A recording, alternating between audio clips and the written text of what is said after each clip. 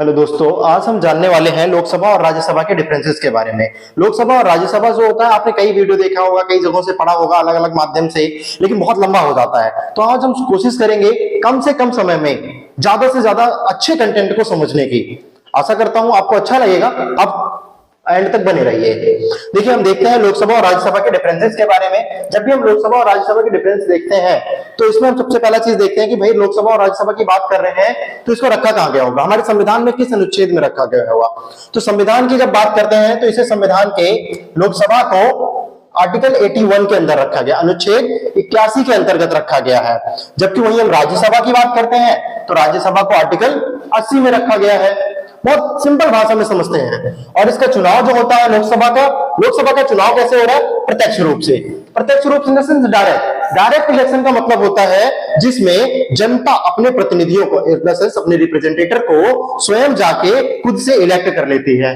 जबकि वही राज्यसभा की बात करते हैं तो राज्यसभा के अंदर अप्रत्यक्ष रूप से होता है, इनडायरेक्ट रूप से होता है।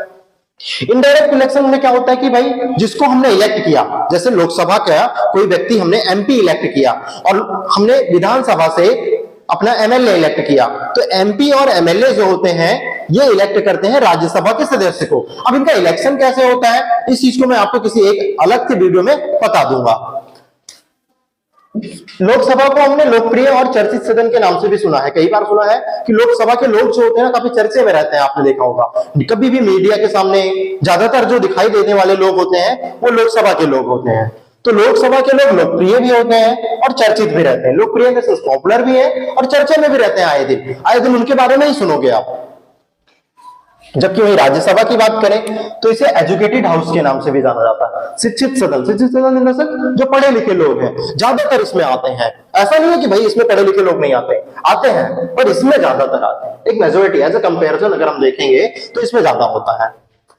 अब लोकसभा के अंदर सदस्य अगर किसी को बनना है तो सदस्य बनने के लिए भाई न्यूनतम उम्र डिसाइड की गई है। क्या होनी चाहिए? कम से कम आपको 25 वर्ष का आयु पूरा करना होगा। अगर आप 25 साल की उम्र पूरा कर चुके हैं तो आप लोकसभा के चुनाव लड़ने के लिए, चुनाव में खड़े होने के लिए एलिजिबल है।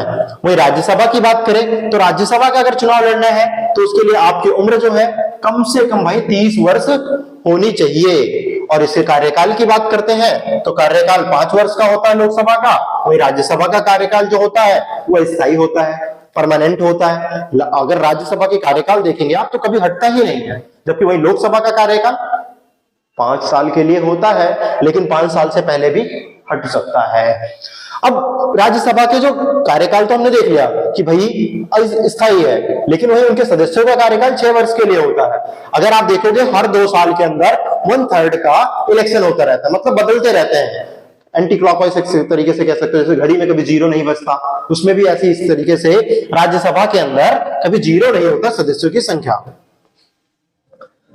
लोकसभा जो है इसको अस्थायी और निम्न सदन के नाम से जाना जाता है। अस्थायी इसलिए कहते हैं क्योंकि ये कभी भी विघटन हो सकता है, कभी भी टूट सकता है। निम्न सदन भी कहते हैं इसलिए इसको कभी, क्योंकि लोकसभा के लोग जो होते हैं कोई भी व्यक्ति चुनाव लड़ सकता है।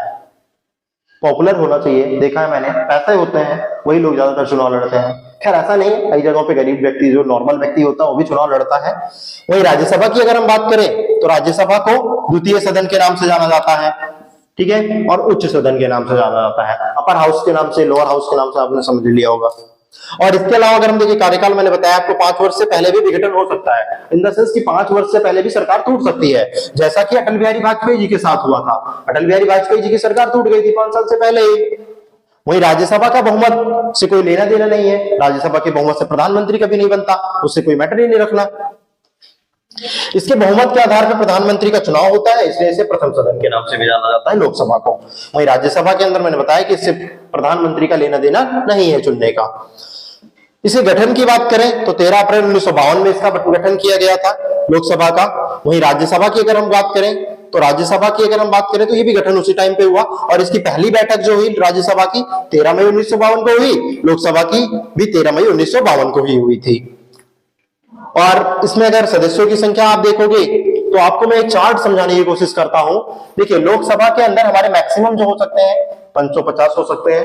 2 एंग्लो इंडियन हुआ करते थे जो कि अब नहीं है, ठीक है। 530 उस समय इस तरीके से चुने जाते थे, और 20 जो होते थे यूनियन टेरिटरी से चुने जाते थे। लेकिन वर्तमान स्थिति को आप देखोगे तो वर्तमान में कितने हैं, 543 मेंबर है हमारे। 2 एंग्लो इंडियन जो है ये ऑलरेडी खत्म हो चुका है, मैंने बताया आपको 2019 के अंदर हमारे यहाँ पे समाप्त किया गया। संविधान के अंदर 104 मतलब 104 कॉन्स्टिट्यूशन असेंबली के अंदर अमेंडमेंट हुआ था, उसके तहत हटाया गया इसको। और 543 सीटों में से भी अगर देखें तो बंटवारा किया गया है। किसी सेपरेट वीडियो में बता सकता हूं मैं आपको एक एक तरीके से कि किस किस राज्य में कितनी लोकसभा की सीटें हैं, लेकिन अभी फिलहाल के लिए हम जानते हैं कि 520 जो हैं वो राज्यों से इलेक्टेड लोग होते हैं, और 18 जो होते हैं यूनियन टेरिटरी से, इन द सेंस केंद्र शासित प्रदेश से होते हैं। और ये बाकी 18 मैंने बता दिया, 18 केंद्र शासित प्रदेश से, और 520 जो होते हैं वो राज्यों के द्वारा इलेक्ट किए जाते हैं। नेक्स्ट हम आते हैं दोबारा से इसी पे।